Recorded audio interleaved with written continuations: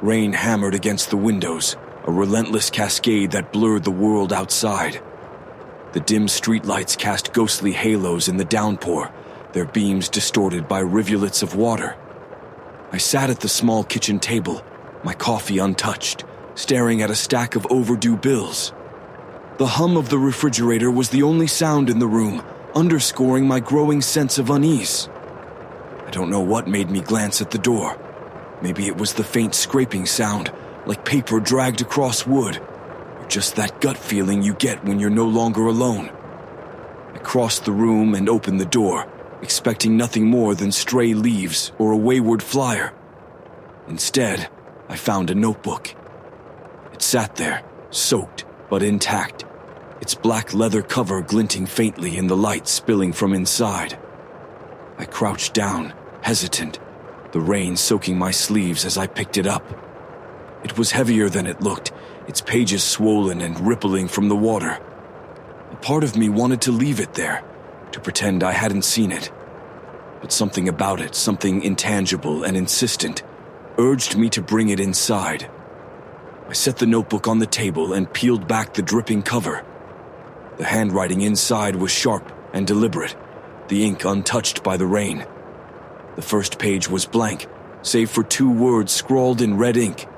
Do not continue. Of course I continued.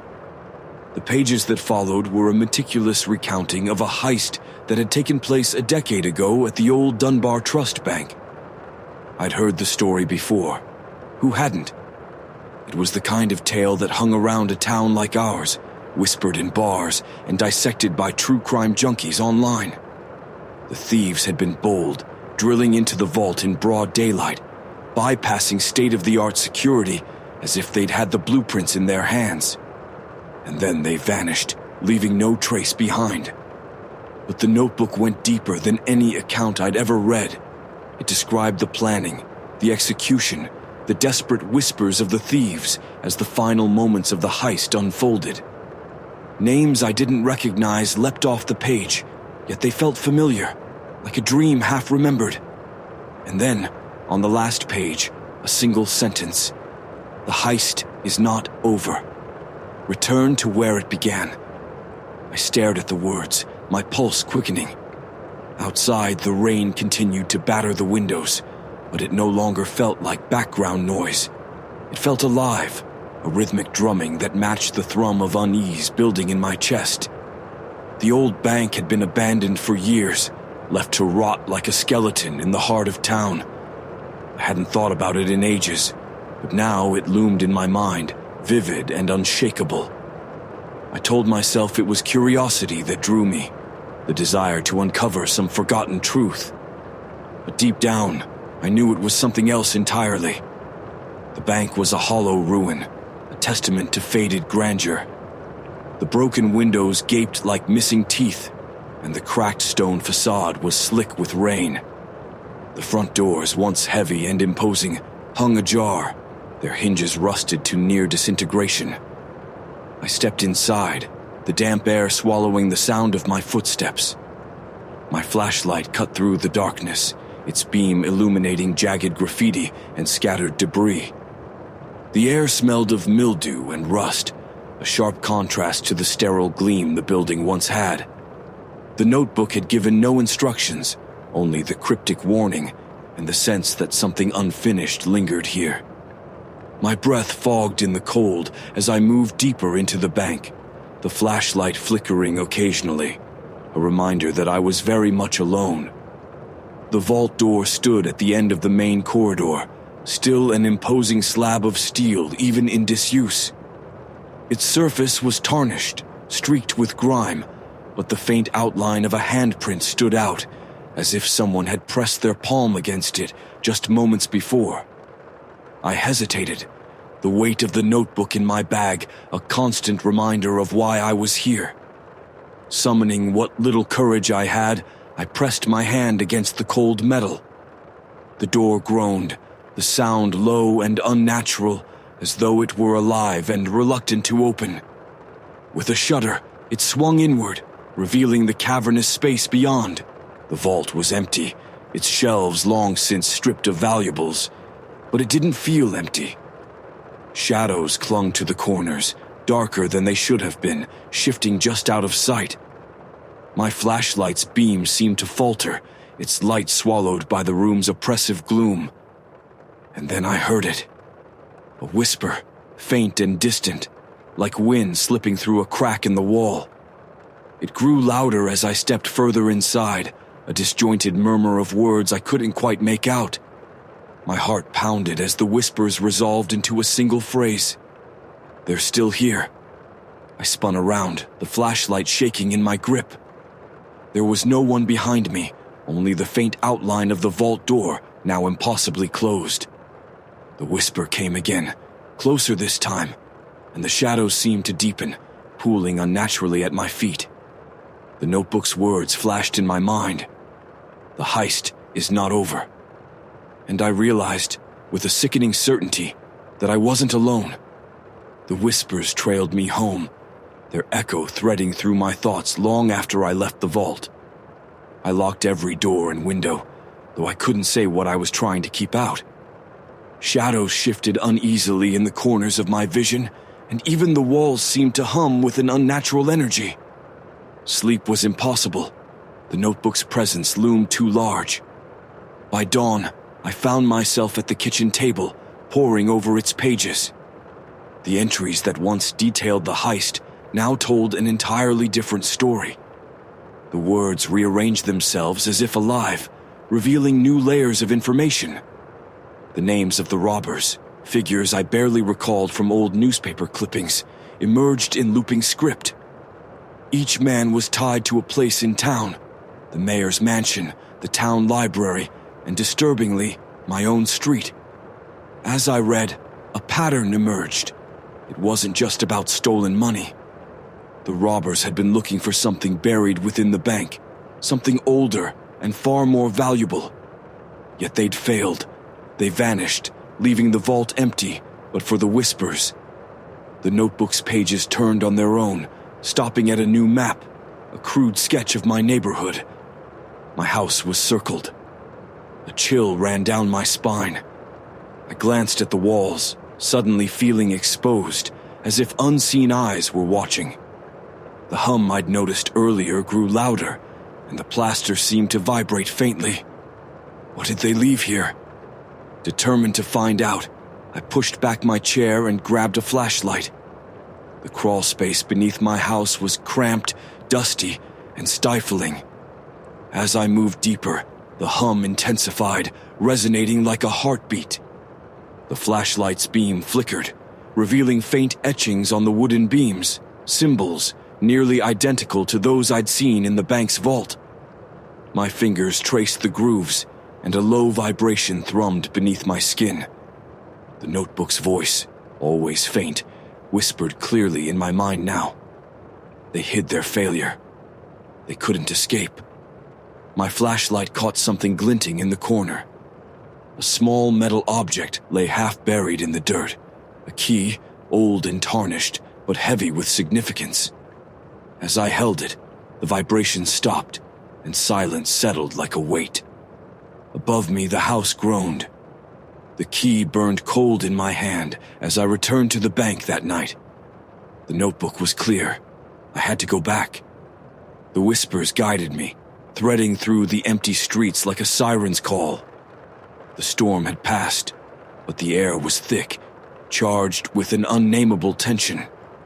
Inside the bank, the atmosphere was different. It no longer felt abandoned. The air buzzed with unseen activity, and faint impressions of movement flickered in the corners of my vision. The vault door stood open as before, but the darkness beyond it felt alive. The key fit perfectly into a small lock on the vault's inner wall. As I turned it, the room shifted. The air grew heavy, and the walls pulsed faintly, as though the building itself was breathing. A strange glow seeped from the cracks in the walls, casting the room in an eerie light. Shadows gathered at the edges, forming indistinct shapes, figures that seemed almost human. They moved in jerky, disjointed motions, replaying a scene that felt chillingly familiar. The heist was unfolding before me. One by one, the figures materialized, men in dark coats, their faces obscured, but their movements purposeful. They worked quickly, their gloved hands prying open lockboxes and gathering stacks of bills. Yet their motions were frantic, as though driven by desperation rather than greed. And then, the air changed. The glow intensified, and the figures froze. A low, resonant hum filled the room, the same vibration I'd felt beneath my house. The shadows deepened, and one by one, the men turned toward the source of the sound, something beyond the vault, something hidden in the dark. The scene unraveled like a broken film reel, the figures flickering and dissolving as a new shape emerged from the shadows. It wasn't human, not entirely. Its form wavered like smoke, yet its presence was heavy, oppressive. The whispers rose to a deafening crescendo as the thing moved, swallowing the men's shadows whole. I stumbled backward, my breath catching in my throat. The room settled, the glow fading until I was alone again in the cold, silent vault. The notebook buzzed in my pocket, and I pulled it out with trembling hands. A single word was scrawled across the page. Why? I didn't have an answer. As I turned to leave, a faint sound stopped me, a metallic scraping, like the dragging of chains. The shadows at the edge of the vault shifted, pooling into a single form. It moved slowly, deliberately, its outline taking on the shape of one of the robbers from the vision. His hollow eyes met mine, and though his mouth didn't move, his words echoed in my mind. You open the door. The vault trembled, the air growing thick with whispers. The symbols on the walls flared to life, and the weight of the unseen force pressed down on me. My pulse raced as I stumbled out of the vault, the whispers following, growing louder with every step. By the time I reached the open air, my chest was heaving, and the notebook was silent. The echoes of the heist, of the thing they had awakened, lingered in the back of my mind, an oppressive reminder that the cycle was far from over. The first rays of dawn broke over the abandoned bank, but the light did little to dispel the heavy shadows that clung to its decrepit walls. I had spent the night navigating its labyrinthine halls, following the whispers and faint glimmers that beckoned me deeper into its belly. My nerves were frayed, every creak of the floorboards and groan of the wind making me flinch. By the time I emerged from the vault, my hands were trembling, clutching the notebook as if it were the only tether keeping me from unraveling. Its once fragmented entries had rearranged themselves, presenting a new and final passage. The ink was still wet. You have answered the call, just as they did. The cycle is closing, but it will not end. I swallowed hard, glancing back at the vault door. The shadows had stilled, but remained oppressive, lurking just beyond the threshold like sentinels. The whispers, once chaotic and unintelligible, had softened into a steady chant, rising and falling in eerie harmony. The truth lies beneath, the notebook instructed. With reluctant steps, I descended into the basement. The stairs groaned under my weight, and the air thickened, laced with a metallic tang. My flashlight illuminated bare stone walls, dripping with condensation that shimmered like liquid silver. At the bottom, a wide chamber stretched out before me. At its center stood a table, ancient and warped with age, its surface etched with symbols that seemed to pulse faintly. Surrounding it were items I couldn't fully comprehend. Broken lockboxes, faded ledgers, and a strange metal device that hummed softly, its inner workings moving in ways that defied logic. But it was the figure in the chair that froze me in place. A man, or what remained of him, sat slumped over the table, his skeletal hands still clutching the notebook's twin. His clothes were tattered, but they bore the insignia of a guard from the bank's heyday.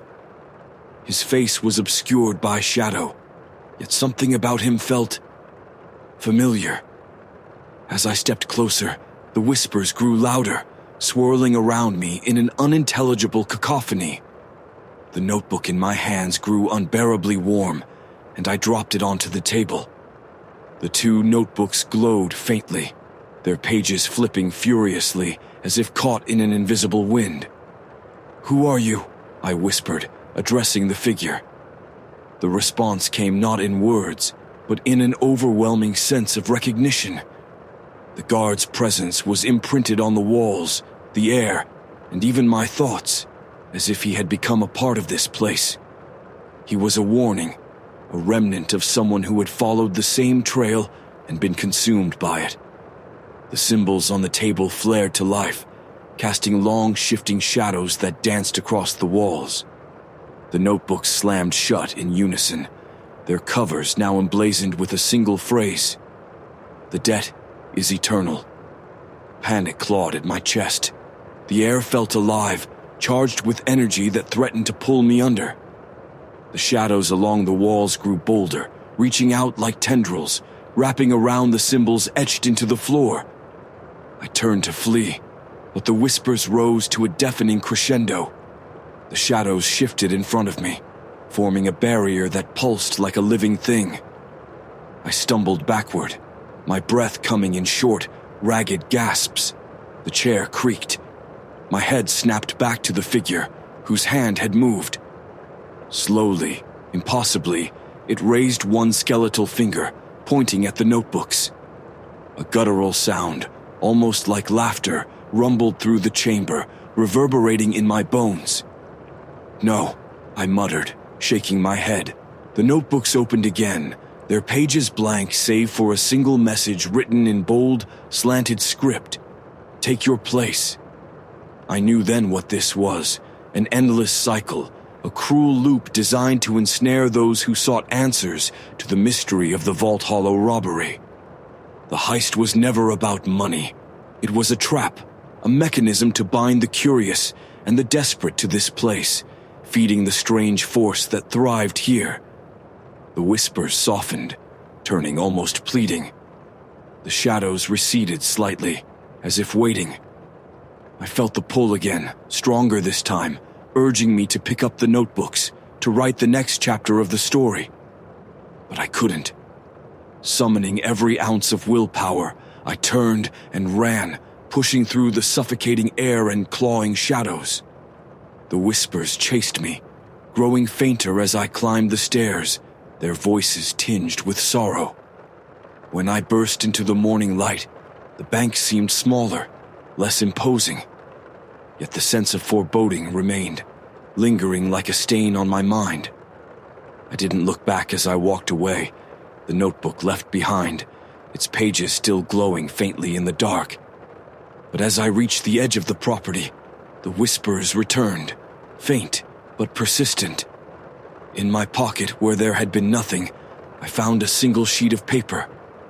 On it, written in that same slanted hand, was the final note. The echoes never fade,